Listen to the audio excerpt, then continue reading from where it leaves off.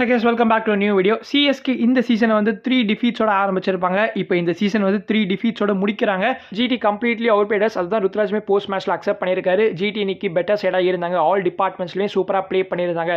So ஓப்பனிங்கில் வந்து Shubman Gill and Sai சுதர்ஷனோட மாஸ்டர் கிளாஸ் பார்த்தோம். அண்ட் பவுலிங்கில் நியூ பாலில் போத் சிராஜ் அண்ட் ரபாடா வேற லெவலில் போல் பண்ணியிருந்தாங்க. Last CSK and GT play பண்ண அந்த ஃபைனல் மேட்ச்ல இன்கேஸ் CSK வின் பண்ணாமல் GT வின் பண்ணியிருந்தாங்கன்னா அப்போ GT வந்து டாப் 12 ஃபினிஷ் பண்ணியிருப்பாங்க. RCB வந்து எலிமினேட்டர் ப்ளே பண்ணியிருப்பாங்க. ஆனால் RCBக்கு ஒரு நல்ல ஆப்பர்ச்சுனிட்டி இருந்துச்சு. அவங்க வந்து குவாலிஃபயர் 1 ப்ளே பண்ணியிருப்பாங்க. இந்த டைம் பார்த்தா இப்போ GT வந்து டாப் 2 சீல் பண்ணிட்டாங்க. பட் RCB அண்ட் SRH வந்து இன்னைக்கு ப்ளே பண்ண போற மேட்ச்ல இன்கேஸ் SRH வந்து ஒரு 80 ரன்ஸ் பிளஸ் மார்ஜினில் வின் பண்ணாங்கன்னா அப்போ அவங்க வந்து டாப் 2 ஃபினிஷ் பண்ணுவாங்க. RCB வந்து எலிமினேட்டர் ப்ளே பண்ண மாதிரி இருக்கும். பட் அதுக்கு வந்து வாய்ப்புகள் ரொம்ப கம்மி தான். பலட்சி என்ன நடக்க போகுதுன்னு. அதுக்கப்புறம் RR இன்கேஸ் அவங்க நெக்ஸ்ட் மேட்ச் MA அகேன்ஸ்டா வின் பண்ணிட்டாங்கன்னா அவங்க வந்து டாப் 4ல குவாலிஃபை ஆகிடுவாங்க. ஸோ KKR அண்ட் PBKஸ்க்கு ஈக்குவேஷன் ரொம்ப சிம்பிள். RR அவங்க நெக்ஸ்ட் மேட்சை தோக்கணும் அண்ட் PBKஸ் அவங்க next match against LSG win பண்ணிட்டாங்கன்னா அவங்க குவாலிஃபை ஆவாங்க. KKRமே வந்து 15 பாயிண்ட்ஸ் ஈக்குவல் வருவாங்க இன்கேஸ் அவங்க DC அகேன்ஸ்ட் அந்த மேட்ச் வின் பண்ணிட்டாங்கன்னா. ஸோ PBKஸ் அண்ட் KKR ரெண்டு பேருமே அவங்க நெக்ஸ்ட் மேட்ச் வின் பண்ணாங்கன்னா 15 பாயிண்ட்ஸ்ல இருப்பாங்க. பட் PBKஸ் ஒரு பெட்டர் NRRல இருக்கிறதுனால மோஸ்ட்லி அவங்க தான் குவாலிஃபை ஆகிற மாதிரி இருக்கும். இந்த CSK அண்ட் GT மேட்ச் டோட்டலாக ஒன் சைடடாக இருந்ததுனால பெருசாக பேசுறதுக்கு பாயிண்ட்ஸ் இல்லைனாலுமே இந்த மேட்ச் கண்டிப்பாக நம்ம நோட் பண்ணணும். ஏன்னா நெக்ஸ்ட் இயருக்கு இந்த மேட்ச் இப்போ ஒரு பேஸ்மெண்ட் செட் பண்ணியிருக்கு. CSK நெக்ஸ்ட் இயர் டூபேவே இந்த மாதிரி ஒரு ரோல தான் சென்ட் பண்ணணுமா அப்படிங்கிறதுமே ஃபேன்ஸ்லாம் டிஸ்கஸ் பண்ணிட்டு வராங்க. அது என்ன அப்படிங்கிறதையுமே நம்ம கண்டிப்பாக அந்த வீடியோவில் பேசலாம். வீடியோ கண்டிப்பாக இன்ட்ரெஸ்டிங்காக இருக்கும். மறக்காம வீடியோக்கு லைக் தட்டிட்டு சேனலுக்கும் சப்ஸ்கிரைப் பண்ணிக்கோங்க. இப்போ வாங்க வீடியோ தெரிஞ்சுக்கலாம். மேட்ச்லாம் பற்றி பார்க்கறதுக்கு முன்னாடி இந்த IPL 26 சீசனில் CSK கடைசி ரிவ்யூ வீடியோவாக இதான் இருக்க போகுது. அதனால் உங்களுக்கு நான் ஃபர்ஸ்ட் ஆஃப் ஆல் ஒரு நன்றியை சொல்லிக்கிறேன். இந்த சீசன் த்ரூ அவுட்டாக வந்து என் வீடியோஸை பார்த்து சப்போர்ட் பண்ணதுக்கு. வியூவர்ஸோட டைம் வேல்யூபிள்னு மதிக்கக்கூடிய ஆள்னா அதனால என்னோட வீடியோஸ் நீங்க பார்க்கறப்ப ஏதாவது ஒரு விதத்தில் உங்களுக்கு ஹெல்ப்ஃபுல்லாக இருந்துச்சுன்னா கூட ஐம் வெரி ஹாப்பி. ஆக்சுவலி நீங்க பண்ற ஒவ்வொரு கமெண்ட் தான் எனக்கு ஒரு ஃபீட்பேக் மாதிரி. அது பாசிட்டிவாக இருந்தாலும் சரி, அது நெகட்டிவாக இருந்தாலும் சரி, தட் டசன்ட் மேட்டர். நீங்க கமெண்ட் பண்றீங்கனாலே ஐ வில் டேக் இட். அதை பார்த்து I will respond to it. நான் கண்டிப்பாக ஒரு சில பேரை மென்ஷன் பண்றதுக்கு கடமைப்பட்டிருக்கேன். ஆண்டனி ப்ரோ நான் எந்த வீடியோ போஸ்ட் பண்ணாலும் சரி ஹைப் பண்ணிட்டேன் ப்ரோன்னு கமெண்ட் பண்ணுவாரு. அது அவர் பண்ணணுன்ற அவசியம் கிடையாது. பட் இருந்தாலும் அவரோட டைமை ஸ்பெண்ட் பண்ணி அது பண்றாரு இல்லையா, அந்த மனசு தான் சார் கடவுள். And even Vivek bro and Krishnakumar ப்ரோக்குமே ரொம்ப நன்றி. உங்களுக்கு கமெண்ட்ஸுமே நான் டெய்லி பார்க்குறேன். ஸோ நான் எல்லாருக்குமே நன்றி சொல்லணும் அப்படிங்கிற ஆசை தான். பட் இருந்தாலும் அதே நான் சொல்லிட்டு இருந்தேன் இந்த வீடியோ பேச முடியாது இல்லையா. CSK டாஸ் வின் பண்ணி they chose to bowl first. 11ல ஒரு சில மாற்றங்கள் பண்ணியிருப்பாங்க. Matthew Short in place of Prashant Veer and Gurjapneet Singh in place of Akeal Hosein. Akeal Hosein என்னதானா உங்களுக்கு பாவம் பண்ணா எல்லா மேட்ச்லையும் நல்லா தான் போல் பண்றாரு, உசுரை கொடுத்து போல் பண்றாரு. ஆனால் எப்போ பாரு அவர் வந்து நல்லா ப்ளே பண்ணதுக்கு அப்புறம் அடுத்த மேட்சே ட்ராப் பண்றீங்க. Just because of conditions and match up நீங்க ஒரு பிளேயரை ட்ராப் பண்றீங்கன்னா அப்போ அந்த பிளேயர் மேலே உங்களுக்கு ட்ரஸ்ட் இல்லை, அந்த பிளேயர் மேலே கான்ஃபிடன்ஸ் இல்லை அப்படிங்கிறது அர்த்தம். ஸோ அகில் ஹுசேன் மேலே கான்ஃபிடன்ஸ் இல்லாத அளவுக்கு அவர் என்ன பேடா பண்ணிட்டாருன்னு எனக்கு தெரியல. டிக்ஷனரியில் கன்சிஸ்டன்சிக்கு மீனிங் சுப்மன் கில் அண்ட் சாய் சுதர்ஷன் வந்தே ஆகணும். இந்த இயரில் அவங்க ரெண்டு பேரும் அவ்வளோ சூப்பராக ப்ளே பண்ணியிருக்காங்க. GTயோட டாப் ஆர்டர் தான் வந்து ஹெவியாக இருக்குது, அவங்க மிடில் ஆர்டர் வீக்காக இருக்குன்னு சொல்லியிருப்போம். ஆனால் இவங்க டாப் ஆர்டரே போகிற போல இந்த சீசனை வின் பண்ணுறதுக்கு. ஸோ சுப்மன் கில் அண்ட் சாய் சுதர்ஷன் இன்னைக்குமே ஒரு 100 ரன் பார்ட்னர்ஷிப் பில்ட் பண்ணியிருப்பாங்க. IPL ஹிஸ்ட்ரியிலே மோஸ்ட் கன்சிஸ்டன்ட் ஓப்பனர்ஸ் லிஸ்ட்டில் இவங்க தான் முதல் இடத்துல இருக்காங்க. பிகாஸ் 10th டைமாக நேத்திக்கு 100+ ரன்ஸை கிராஸ் பண்ணியிருக்காங்க with no wicket loss. Sai Sudharsan நேத்திக்கு அவரோட 5th கன்சிக்யூட்டிவ் 50 ஸ்கோர் பண்ணியிருக்காரு. ஆரஞ்ச் கேப் லீடர் போல 1 and 2ல சாய் சுதர்ஷன் அண்ட் சுப்மன் கில் தான் இருந்திருக்காங்க. இவங்க ரெண்டு பேரோட ஆவரேஜ் 45+ இந்த சீசனில் இருந்திருக்கு. மாடர்ன் T20 கிரிக்கெட்டோட ஸ்டீரியோ டைப்ஸ் இந்த ரெண்டு ஓப்பனர்ஸும் உடைச்சிட்டு இருக்காங்க. எஸ் இவங்க ரெண்டு பேரோட ஸ்ட்ரைக் ரேட் வந்து பூரா இருக்குன்னு நான் பாஸ்ட்ல வந்து கிரிட்டிசைஸ் பண்ணியிருப்பேன். I take my words back. Actually strike rate ரொம்ப முக்கியம் கிடையாது அப்படிங்கிறது இந்த ரெண்டு ஓப்பனர்ஸும் இப்போ ப்ரூவ் பண்ணியிருக்காங்க. ஏன்னா பவர் பிளேல எந்த விதமான ரிஸ்க் எடுக்காம 6 overs 62 இருந்தாங்க. அண்ட் த்ரூ த மேட்ச் அவங்களோட ரன் ரேட் வந்து 10+ தான் இருந்துச்சு. பவர் பிளேல ஜஸ்ட் 1 6 தான் வந்துச்சு சுப்மன் கில்லோட பேட்லேருந்து. அதை தவிர பவர் பிளேல எந்த ஒரு 6மே வரல. ஜஸ்ட் 4 தான் டீல் பண்ணாங்க. அதுவே வந்து போதுமானது இல்லையா. அடித்தடின்னு போயிட்டு இருக்கிற காலத்தில் இந்த கிளாசிக்கல் ஓல்ட் ஸ்கூல் கிரிக்கெட்டை இவங்களோட பேட்டிங் மூலியமா பார்க்கறதுக்கு ரொம்ப மகிழ்ச்சியா இருக்கு. நேரா ஸ்வாட் ஃபிளெமிங் இஸ் ட்ரைங் டு பீன்னு சொன்னா கரெக்டா இருக்கும்னு நினைக்கிறேன். ஃபிளெமிங் இந்த மாதிரி ஒரு டீம் பில்ட் பண்ண தான் ஆசைப்பட்டிருக்காரு. இந்த மாதிரி ஓப்பனிங் காம்போ நம்மளுக்கும் இருக்கணும் அப்படின்ற மாதிரி தான் விருப்பப்பட்டிருக்காரு. ருத்து வாஸ் கம்ப்ளீட்லி க்ளூலெஸ். எப்படி இவங்க ரெண்டு பேரோட விக்கெட் எடுக்கிறது முடிச்சிட்டு இருந்தாரு. அண்ட் போஸ்ட் மேட்ச்லயுமே ஹி ஹஸ் கிவன் கிரெடிட்ஸ். அதாவது இந்த ரெண்டு ஓப்பனர்ஸும் வந்து நல்லா ப்ளே பண்ணியிருக்காங்க. எங்களால் we couldn't do nothing. And இந்த பவுலிங் லைனப்புக்கு அகேன்ஸ்டா நாங்கள் 230 ஸ்கோர் பண்ணுறதுமே டிஃபிகல்ட்னு சொல்லியிருந்தாரு.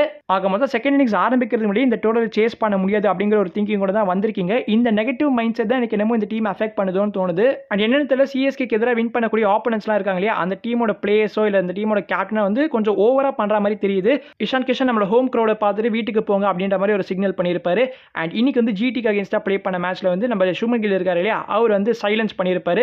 ஏன்னா அகமதாபாத்ல தானடா ப்ளே பண்றீங்க, நீங்க எதுக்குடா உங்க க்ரௌடே சைலன்ஸ் பண்ணிட்டு இருக்கீங்க. ரிவர்ஸ் பிக்சர்ல சுப்மன் கில் வந்து விசில வச்சு ஒரு போஸ்ட் போட்டு நம்மளை கலாய்ச்சிருப்பாரு.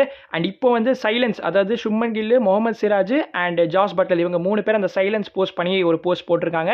ஆக மொத்தம் சுப்மன் கில்லுக்கு வந்து நல்ல காலம், நம்மளுக்கு வந்து கெட்ட காலம். தென் செகண்ட் ஓவராவது மேட்ச்ல ஸ்பென்சர் ஜான்சன் பவுல் பண்ணப்போ நம்ம சஞ்சு சாம்சனுக்கு ஒரு ஃபிங்கர் இன்ஜுரி ஏற்பட்டிருக்கும். கரெக்டாக அவரோட ஸ்மால் ஃபிங்கரில் வந்து ஒராசிட்டு போயிருக்கும் பால் வந்து கம்ப்ளீட்டாக அவரை ஃபூல் பண்ணிருச்சு, டிசீவ் பண்ணிருச்சுன்னு சொல்லி ஆகணும். லெஃப்ட் ஹேண்ட் சைடு தானே போகிறதுன்னு அப்படியே லெஃப்ட் ஹேண்ட் சைடுக்கு வந்தார், பால் லேட் மூவ்மெண்ட் ஆகி அப்படியே பவுண்டரிக்கே ஓடி போயிருச்சு.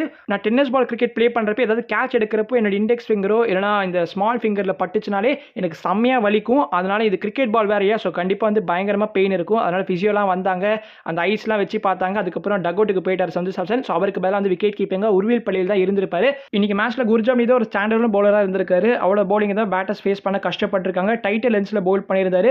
அவருக்கு ஒரு விக்கெட் வேற கிடைச்சிருக்க வேண்டியது சுப்மன் கில்லோட விக்கெட் அப்பீல் பண்ணாமல் விட்டாங்க. ஸோ பால் வந்து இன்சைட் எட்ஜ் வாங்கி நம்ம உருவில் பள்ளியில் கேட்ச் பிடிச்சிட்டாரு. உருவில் பள்ளியிலுக்கு சவுண்டு கேட்டுச்சு, ரிவ்யூ எடுத்திருக்கலாம், ஆனால் வந்து வேண்டாம் அப்படின்னு சொல்லி விட்டாங்க. கடைசியில் ரீப்ளே பார்க்குறப்ப தான் தெரிய வந்துச்சு ஒரு க்ளீன் எட்ஜ் இருந்துச்சுன்னு. ஸ்பென்சர் ஜான்சன் தான் much needed wicket of Shubman Gill எடுத்தார். 64 ரன்ஸ்க்கு நீ சுப்மன் கில் ஆட்டம் இழந்தார். அதுக்கப்புறம் கூட ஜிடியோட பேட்டர் ஸ்டாப் ஆகலே. So Sai Sudharsan and Jos Buttler சேர்ந்து திரும்ப ஒரு பார்ட்னர்ஷிப் பில்ட் பண்ணாங்க. மறுபடியும் முதல்ல இருந்தான்ற மாதிரி தான் இருந்துச்சு. ஜிடி இந்த 229 ஃபினிஷ் பண்ணியிருந்தாங்க. சிஎஸ்கே அது கண்டிப்பாக சேஸ் ஆன் பண்ண முடியாது அப்படிங்கிற மைண்ட் செட்டுக்கு தான் வந்துட்டேன். அன்லெஸ் சம்ஒன் பிளேஸ் அ பிளைண்டர். சஞ்சு வேற ப்ளே பண்ணுவாரா இல்லையா அப்படிங்கிற குழப்பத்திலே இருந்தேன். ஏன்னா ஸ்டார்டிங்ல சொன்ன மாதிரி அவருக்கு ஒரு இன்ஜுரி ஏற்பட்டிருந்தது இல்லையா, அதனால வருவாரா இல்லையா அப்படிங்கிற குழப்பத்திலே இருந்தேன். பட் எஸ் வந்தாரு. பட் சஞ்சு அண்ட் மேட்ச் தான் ஓப்பன் பண்ணியிருப்பாங்க. எல்லாம் முடிஞ்சு போன நேரத்தில் 14வது மேட்ச்ல வந்து ருத்ராஜ் ரியலைஸ் பண்ணியிருக்காரு, நம்ம தான் பிரச்சனை, நம்ம தான் வந்து நம்பர் 3க்கு போகணும்னு. ருத்ராஜ் இன்னைக்கு நம்பர் 3ல ப்ளே பண்ணியிருப்பாரு. ஆக்சுவலி நம்பர் 3ல ப்ளே பண்ணியிருப்பாருன்னு சொல்ல முடியாது. இன்னைக்கு கூட ஒரு ஓப்பனிங் தான் வந்திருக்காரு லிட்டரலி. ஏன்னா சஞ்சு சாம்சன் முதல் பால் ஆஃப் இன்னிங்ஸ்லேயே வந்து அவுட் ஆகியிருப்பாரு சிராஜுக்கு எதிராக. இந்த அவுட் சைட் ஆஃப் ஸ்டம்ப் போகிற பால் வந்து சஞ்சு விரும்பி போய் அடிக்க பார்க்குறாரு. அது வந்து பால் எட்ஜ் வாங்கி கரெக்டாக வந்து கீப்பர் கேட்ச் பிடிச்சிடுறாங்க. இதே மாதிரி தான் Sanju most of the time இந்த சீசனில் அவுட் ஆகியிருக்காரு. பட் மேட்ச் ஆட் இன்னைக்கு 11 இன்க்ளூட் பண்ணிட்டு அவருக்கு பவுலிங் சான்ஸே கொடுக்கல. ஆனால் பேட்டிங்ல ஓப்பனிங் சென்ட் பண்ணியிருந்தாங்க. ஸோ அப்போ பேட்டிங்காக தான் ஐ திங்க் மேட்ச் ஆட் நீங்கள் கொண்டு வந்திருந்தீங்கன்னா அதுக்கு நீங்கள் மேபி வேற பேரே கொண்டு வந்திருக்கலாம்னு எனக்கு தோணுது. நீங்கள் டியான் ஃபோர்சருக்கு வாய்ப்பு கொடுத்துருக்கலாம். ஆர் லோவர் ஆர்டரில் வந்து நீங்கள் மேக்னி நொரானாவை போட்டு உங்களோட பேட்டிங் இன்னுமே ஸ்ட்ரென்தன் பண்ணியிருக்கலாம். ஸோ அதெல்லாம் பண்ணாமல் மேட்ச் ஷாட்டு தேவையில்லாமல் கொண்டு வந்தீங்க. நீங்கள் ருத்ராஜ் இவ்வளோ நாளாக வந்து நீங்கள் தான் ஓப்பனிங்கில் ப்ளே பண்ணிட்டு இருக்கீன்றப்போ நீங்களே கண்டினியூ பண்ணி இந்த ஃபைனல் மேட்சை ப்ளே பண்ணியிருக்கலாம். பாவம் டியான் ஃபோர்சரை அவ்வளோ அவசரப்பட்டு சவுத் ஆஃப்ரிக்காலேருந்து கூப்பிட்டு வந்து அவருக்கு ஒரு மேட்ச் கூட கொடுக்காம பெஞ்ச்லேயே உட்கார வச்சிட்டீங்க. அவர் பாவம் கென்ட்டில் வந்து ஒரு கான்ட்ராக்ட்லாம் சைன் பண்ணி வச்சிருந்தாரு. அவர் அதுக்கே போய் விளையாடி இருப்பாரு. ருத்து ப்ராக்டிஸ் அப்பயே நிறைய ரேம் ஷாட் ப்ளே பண்ணிட்டு இருக்கிற மாதிரி வீடியோஸ்லாம் பார்த்துருந்தேன். ஃபைனலி மேட்ச் அதை எக்ஸிக்யூட் பண்ணியிருந்தாரு. ஸோ சிராஜ் போட்ட பால் வந்து கரெக்டாக பாலோட லைனுக்கு வந்து பாலை கரெக்டாக தூக்கி விட்டாரு. அது எதிர்பார்த்த திசைக்கு போகல தான், பட் ஸ்டில் 6 வந்துருச்சு இல்லையா, அதுவே வந்து மோர் தென் இனஃப். ஸோ ருத்ராஜ் இந்த மாதிரி ஷாட்ஸ் இனிமேல் நெக்ஸ்ட் இயருக்கு வந்து இனோவேட் பண்ணிட்டு வந்தாருன்னா சூப்பராக இருக்கும். Definitely has to improve 360 degree game. ஏன்னா ஆல் ஓவர் த கிரவுண்ட் நீங்கள் ப்ளே பண்ண கற்றுக்கணும். அது வந்து ருத்ராஜ் நெக்ஸ்ட் இயர் பண்ணுவார் அப்படிங்கிற ஒரு நம்பிக்கை இருக்குது. ஏன்னா இந்த மேட்ச்ல ஒரு கிளிம்ஸ் பார்க்க முடிஞ்சது. இந்த மேட்ச்ல கூட அவர் இன்டென்ட் ரொம்ப நல்லா இருந்துச்சு. இந்த மேட்ச்ல ஆக்சுவலி எல்லா பேட்டர்ஸோட இன்டென்ட்டுமே நல்லா இருந்துச்சு. விக்கெட்ஸ் தான் வந்து ஃப்ரீக்வெண்ட் இன்டர்வல்ஸ்ல லூஸ் பண்ணிட்டு இருந்தாங்களே தவிர, ஆனால் ரன்ஸ் வந்து வந்துட்டே தான் இருந்துச்சு. ஜிடி இன்னிங்ஸ் முழுக்கவே 4 விக்கெட்ஸ் தான் லூஸ் பண்ணியிருந்தாங்க. சிஎஸ்கே அந்த அதர் ஹேண்ட் பவர் பிளேலே வந்து 4 விக்கெட்ஸ் லூஸ் பண்ணிட்டாங்க. அதுக்கப்புறம் சிவன் டூபே வந்து நம்பர் 7ல வந்தாரு. ஆனால் என்ட்ரி பாயிண்ட் வந்து 8th ஓவர், அதாவது மிடில் ஓவர்ஸ்லேயே டூபே வந்துட்டாருன்றப்போ டூபே மிடில் ஓவர்ஸ்ல இன்னைக்கு ரொம்ப நல்லா ப்ளே பண்ணாரு. ப்ராப்ளி சிஎஸ்கே தான் வந்து டூபேவை தப்பா யூஸ் பண்ணிட்டாங்களோ அப்படின்னு தான் ஃபேன்ஸ்லாம் இப்போ ஃபீல் பண்றாங்க. நான் முதல்ல சொன்ன மாதிரி எஸ், டூபே வந்து நீங்க மிடில் ஓவர்ஸ்ல தான், அதாவது நீங்க ஒரு நம்பர் 4 நம்பர் 5ல சென்ட் பண்ணக்கூடிய ஒரு பேட்டர் அவர் போயிட்டு ஸ்லாக் ஓவர்ஸ்ல வந்து நீங்க 6 ஆடுறா 4 ஆடுறான்னு சொன்னீங்கன்னா அவர் எப்படி கைஸ் பண்ணுவார்? அதுதான் வந்து ஃபேன்ஸ்லாம் சொல்ல வராங்க. அண்டர்ஸ்டாண்டபிள் தான். பட் ஸ்டில் எனக்கு என்னமோ டூபே எந்த பொசிஷன்ல வந்ததாலுமே இந்த சீசன்ல பேடா பெர்ஃபார்ம் பண்ணியிருப்பாருன்னு தான் நினைக்கிறேன். அண்ட் டூபே ஒன்றும் இன்னைக்கு ரவாடாவையோ இல்லை சிராஜையோ ஃபேஸ் பண்ணல. அவர் ஃபேஸ் பண்ண பவுலர்ஸ்லாம் பார்த்தோன்னா ஹோல்டர், அர்ஷத் கான் அண்ட் ரஷீத் கான். அவர் எதிர்பார்த்த மாதிரி ஸ்லாட்ல பவுல் பண்ணாங்க, ஒரு ஷார்ட் பால்ஸ் பவுல் பண்ணாங்க. டூபே அதை கரெக்டாக வந்து மேக்ஸிமைஸ் பண்ணாரு. பட் உண்மையாகவே என்ஜாயபிளாக இருந்துச்சு. என்னோட அப்பாலாம் மேட்ச் பார்த்துட்டு இருந்தார் இன்னைக்கு. அவரே வந்து என்ஜாய் பண்ணாரு. டூபேவோட அடிக்கிறான் அப்படின்னு என்கிட்ட கேட்டாரு. ஆமாப்பா டூபே தான், நம்ம டூபே தான் அப்படின்னு சொல்லி நானும் பேசிட்டு இருந்தேன். டூபே ரிட்டன்ஷனுக்காக ப்ளே பண்ண நாக் ப்ரோது அப்படின்னு ஃபேன்ஸ்லாம் சொல்றாங்க. ஆக்சுவலி சிஎஸ்கே அப்படி பண்ணக்கூடிய டீம் கிடையாது. லாஸ்ட் இயர் சாம்கர் வந்து பிபிகேஸ்க்கு எதிராக சூப்பரான ஒரு நாக் ப்ளே பண்ணாரு. ஆனால் அவர் வந்து ட்ரேட் பண்ணாங்க இல்லையா, அந்த மாதிரி சிஎஸ்கேக்கு ஆப்பர்ச்சுனிட்டி கிடைச்சதுன்னா டூபேவை ரிலீஸ் பண்ணிடுவாங்க. நம்ம ரிட்டன்ஷன் அண்ட் ரிலீசஸ் பற்றிலாம் அடுத்தடுத்த நாட்களில் பேசலாம். அண்ட் லைவுமே வரலான்ற ஒரு ஐடியாவில் இருக்கேன். அதுக்கு இந்த ஐபிஎல் சீசன்லாம் முடியட்டும். ஸோ ஃப்ரெஷ்ஷாக வந்து சூப்பராக ஒரு லைவ் வரேன். அந்த லைவில் வந்து ரிட்டன்ஷன், ரிலீசஸ் அண்ட் சிஎஸ்கே இந்த சீசன் எல்லாத்த பற்றி பேசுவோம். அன்ஷுல் கம்போஸுமே க்ளீன் ஸ்ட்ரைக்கர் ஆஃப் த பால்னு தெரியும். அவருமே இன்னைக்கு காமிச்சார் அவர் எப்படி பேட்டிங் பண்ண முடியும்னு. சிஎஸ்கே ஜஸ்ட் 13.4 ஓவர்ஸ்லேயே ஆல் அவுட் ஆயிட்டாங்க. 140 ரன்ஸுக்கு இன்னைக்கு சிஎஸ்கே சுருண்டிருக்காங்க.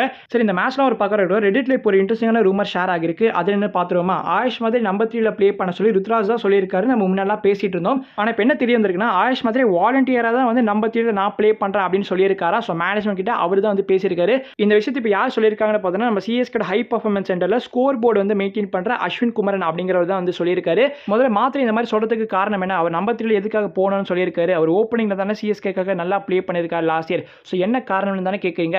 ஐபிஎல் சீசனுக்கு முன்னாடி தான் அண்டர் 19 வேர்ல்ட் கப்பில் வந்து ஆயுஷ் மாத்திரை வந்து கேப்டனா இந்தியன் டீமை வேர்ல்ட் கப்பில் வின் பண்ண வச்சிருப்பாரு. எடுத்திருப்பாரு. ஸோ அந்த வேர்ல்ட் கப்பில் வந்து during latest stages of the tournament Ayush மாதிரி நம்பர் 3 தான் ப்ளே பண்ணியிருக்காரு. எனக்கு ஆக்சுவலி முன்னாடி தெரிஞ்ச விஷயம் தான். நான் அந்த டைம்லேயே பேசியிருந்தேன் ஆயுஷ் மாதிரி வேர்ல்ட் கப்பில் நம்பர் 3 தான் ப்ளே பண்ணிட்டு இருக்காருன்னு. ஆனால் அந்த 50 ஓவர் ஃபார்மேட்டுன்றதுனால பெருசாக அதை கன்சிடர் பண்ணல. ஸோ ஐபிஎல் வரப்போ கண்டிப்பாக வந்து ஓப்பன் தான் பண்ணுவார்னு எதிர்பார்த்தோம். ஆனால் ருத்ராஜ் திடீர்னு வந்து நான் ஓப்பன் பண்ண போகிற சஞ்சுவோடன்னு சொல்லியிருந்தாரு. எனிவே கேஸ் நீங்கள் என்ன நினைக்கிறீங்க இந்த மேட்சை பற்றி மறக்காம கமெண்ட்ஸில் போடுங்க. சிஎஸ்கே இந்த சீசன் பற்றியுமே என்ன நினைக்கிறீங்கன்னு கண்டிப்பாக கமெண்ட்ஸில் சொல்லுங்கள். நம்ம அடுத்த வீடியோவில் சந்திக்கலாம். அது வரைக்கும் பீஸ், சியர்ஸ், பாய்.